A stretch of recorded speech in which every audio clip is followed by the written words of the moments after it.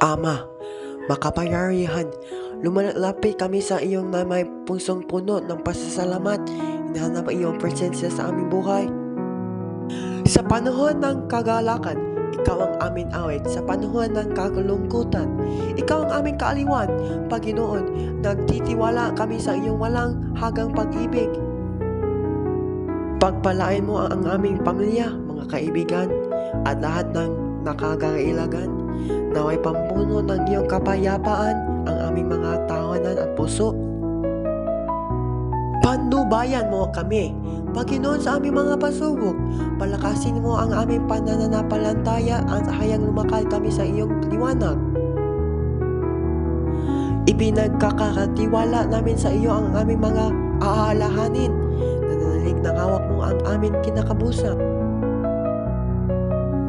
Maraming salamat, Panginoon, sa iyong walang hagang biyaya.